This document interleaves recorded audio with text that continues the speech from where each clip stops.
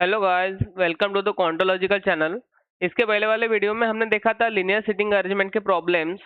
अभी हम नया टॉपिक शुरू करने जा रहे हैं, उसका नाम है सर्कुलर सीटिंग अरेंजमेंट। ये भी बहुत आसान मॉड्यूल है as per the linear seating arrangement. बस लीनियर सीटिंग अरेंजमेंट में कुछ नहीं, उसमें सारे स्टूडेंट्स है तो फिर सारे पर्सन स्ट्रेट बैठते हैं। इसमें उन्हीं पर्सन को अगर वही लाइन को हम ऐसा ऐसा कर दें तो ये हो जाता है seating arrangement, circular seating arrangement, right. लेकिन इसमें यहाँ पे कुछ रूल्स है। लीनियर सीटिंग अरेंजमेंट में हम देखते थे नॉर्थ, ये वाले डायरेक्शन। लेकिन सर्कुलर सीटिंग अरेंजमेंट में वैसी डायरेक्शन नहीं होती। या तो पर्सन या तो बंदा इनवर्ड फेस करके बैठता है तो फिर आउटवर्ड फेस करके बैठता है, राइट। तो सेम अगर जैसे जैसे क्वेश्चन सॉल्व करते रहेंगे तैसे वैसे वैसे आपको इजीली समझते जाएगा। तो let's go. First of all, circular sitting arrangement. There are two rules for circular sitting arrangement. First is when people are facing to the center, left is clockwise and right is anti-clockwise. Just imagine if the person is facing to the inverts the circle like X. इसका right कौन सा है? ये। और इसका left कौन सा है? ये। अब left मतलब क्या? ये तो clock कैसे घूमते हैं? ऐसी। तो हमको as if in problem there is a rule that if there is something some person are sitting to the left to X, then we have to move clockwise. Then X is facing to the inwards, right? If X is facing to the outwards, then कैसा होता है कि X का right कौन सा हो जाएगा? ये, which is clockwise, and X का left कौन सा हो जाएगा? ये, which is anti clockwise. Same यहाँ पे बोला है when people are facing to the center, left is clockwise and right is anti-clockwise. Left is clockwise and right is anti-clockwise. When people are facing outside the circle, left is anti-clockwise and right is clockwise, जैसा हमने यहाँ पे देखा। लेकिन I suggest कि आप ऐसा invert या तो फिर आउटसाइड या तो क्लॉकवाइज एंटी क्लॉकवाइज वैसा ध्यान में ना रखो, क्योंकि ये एक तरह का एक अलग कंसेप्ट हो जाएगा जिसमें हमको लर्न करना पड़ेगा। आप बेसिक कंसेप्ट से याद रखो। अगर कोई भी इंडिविजुअल या तो फिर कोई भी पर्सन इनवर्ट फेस कर रहा है तो इसका राइट तो यही हो जाएगा ना, आपका राइट। और या तो फिर कोई भी पर्सन आउटवर्ड फेस कर रहा है तो इसका लेफ्ट एंड राइट आपको देखना है कि कौन सा है। इसका लेफ्ट तो यही हो जाएगा क्योंकि ये तो इधर फेस कर रहा है ना। इसका लेफ्ट क्या होगा? ये। जैसा आप अगर मिरर में देखते हो तो आपका राइट उसका लेफ्ट होता है ना। सेम क्वेश्चन देखते हैं अभी। First question, 6 friend A B C D E F are sitting around a circular table facing the centre. ये वाले क्वेश्चन में सारे के सारे individuals are facing towards the center, right? Read the clues carefully and answer the question.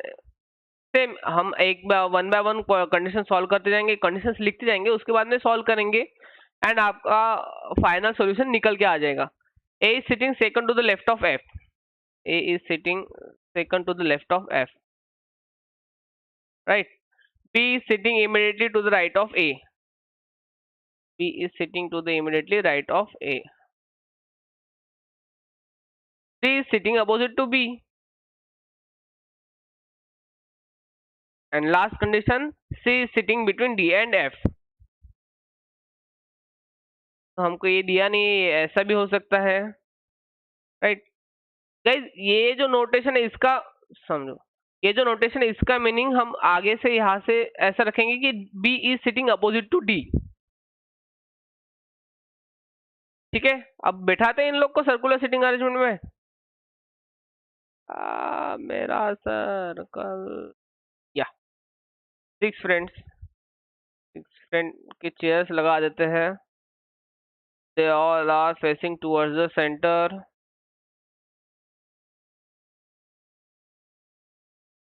अब हम first condition क्या put करेंगे? ये वाली कंडीशन पुट कर सकते हैं क्या हम? नहीं, क्योंकि डी और एफ का प्रॉपर पोजीशन हमको पता नहीं है।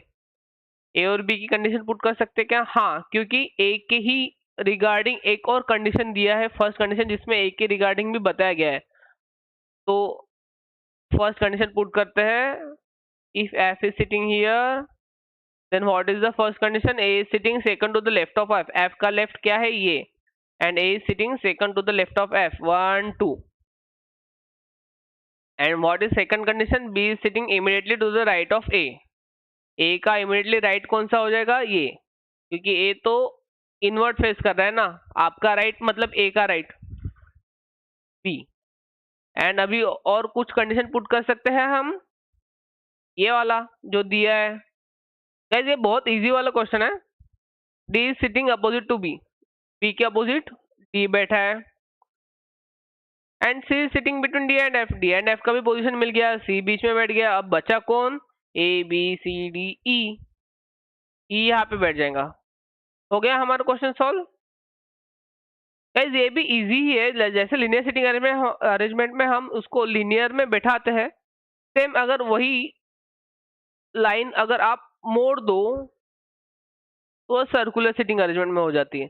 लेकिन लीनियर सिटिंग अरेंजमेंट में एक बात याद रखना कि यहाँ पे एंड पॉइंट्स होते हैं. सर्कुलर सिटिंग अरेंजमेंट में एंड पॉइंट नहीं होते. सर्कुलर सिटिंग अरेंजमेंट में अगर आप इसको मोड़ोगे तो यही एक में के नेबर्स बन जाते हैं, राइट. बढ़े आगे. Next question. 8 friends are sitting around a circular facing the same. 8 friends L M P Q R S T and V are sitting around a circle and facing to the center. L sits third to the right of M. L sits third to the right of M. L sits second to the left of P. ये और all are facing towards the center. R and S sit next to each other and neither is an immediate neighbor of L. R and S are sitting next to each other. और क्या दिया है? R is not the immediate neighbor of L as well as S is not the immediate neighbor of L. Q sits second to the right of T. Q sits second to the right of T. Yeah. V sits second to the right of S. V sits second to the right of S. Right. S and T are not immediate neighbors. Okay, put करें. देखो अभी सबसे ज्यादा किसमें क्या क्या दिया है. ये वाले कंडीशन में 3 लोग बैठ रहे हैं, T एंड Q. पहले हम पुट करते हैं. ये हमारा सर्कल जिसमें 8 लोग बैठेंगे. 1 2 3 4 5 6 7 8. क्या दिया है? M. As per the first condition put कर रहे हैं हम. L sits second to the right of M and L sits second to the left of P. P यहाँ पे आ जाएगा, राइट. ये वाली भी कंडीशन हमने फुलफिल कर ली, ये वाली भी कंडीशन हमने फुलफिल कर ली. R and S sits next to each other. R and S कहाँ पे बैठ सकते हैं पता है? R and S यहाँ पे बैठ सकते हैं, R and S यहाँ पे बैठ सकते हैं. लेकिन हमको एक और कंडीशन दी गई है कि R और L साथ में नहीं बैठे हैं as well as S and L भी साथ में नहीं बैठे. वैसे हम इसलिए हम यहाँ पे ना तो R रख सकते हैं ना तो S रख सकते हैं. दैट्स वाई हमारा यहाँ पे जो R एंड S की इमीडिएट नेबर्स है वो जो कंडीशन है वो यहाँ पे फुलफिल नहीं होंगी. तो हमारे पास कौन से 2 सीट्स है जो इमीडिएट नेबर्स है?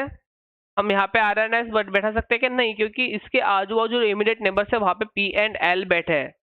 तो हमारे पास सिर्फ एक ही कंडीशन बची है, या तो यहाँ पे R बैठेगा या तो S बैठेगा, या तो यहाँ पे S बैठेगा या तो R बैठेगा, राइट. तो हमारे पास कितने सीट्स बाकी है? 3. तो हमने ये वाली भी कंडीशन ऑलमोस्ट फुलफिल कर ली है. Q seat second to the right of T. अब बिठाओ.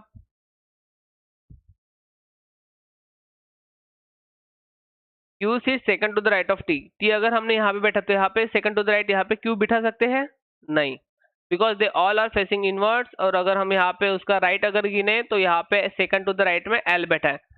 तो हमारे पास एक ही कंडीशन बचता है T, क्योंकि T के सेकंड टू द राइट वाला ही प्लेस खाली है, जिसलिए वहां पे Q बिठा सकते हैं.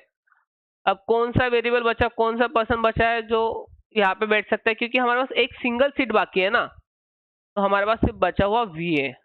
तो V को यहाँ बिठा दो. ये भी बैठ गया, हमारी ये भी कंडीशन फॉलो हो गई, हमारी ये भी कंडीशन फॉलो हो गई। बस ये कंडीशन बाकी है, ये अभी फॉलो हो जाएगी। We seat second to the right of S. अब एस के we seat second to the right of S मतलब एस यहाँ पे आना चाहिए, तब जाके एस के second to the right of में भी बैठ सकता है। तो यहाँ पे एस या तो फिर आर आएगा क्या? नहीं, यहाँ पे हमारे पास एक प्रॉपर कंडीशन के हिसाब से हम यहाँ पे सिर्फ और सिर्फ एस ही पुट करेंगे, आर पुट नहीं कर सकते, because V seat second to the right of S. हो गया। Who seats third to the left of V? 1 2 3 R. आ गया हमारा आंसर। देखो मैंने आपको पढ़ाते पढ़ाते ही एटमोस्ट मैक्सिमम 3 to 4 मिनट्स डाले इसमें, तो अगर आप इसको सिर्फ सॉल्व करोगे तो मैक्सिमम आई वुड सजेस्ट कि 30 to 40 सेकंड में आपका ये वाला इतना इजी क्वेश्चन सॉल्व होना चाहिए। राइट, आगे देखते हैं। ओ, हो गया है गाइस। हम आज यहीं पे स्टॉप करेंगे क्योंकि ये प्रॉपर सिर्फ बेसिक कंसेप्ट है, इसलिए हमने इसके 2 ही प्रॉब्लम्स लिए हैं। इसके बाद वाली वीडियो में हम इनवर्ड और आउटवर्ड दोनों डायरेक्शन का कॉम्बिनेशन वाले प्रॉब्लम सॉल्व करेंगे। और प्लीज जो भी मेरी ये डायग्राम में बनाता हूँ उसको इतना माइंड मत करना, मेरा ड्राइंग बहुत अच्छा है। And yes, thank you. मिलते हैं अगले वीडियो में, तब तक के लिए bye bye and keep learning guys.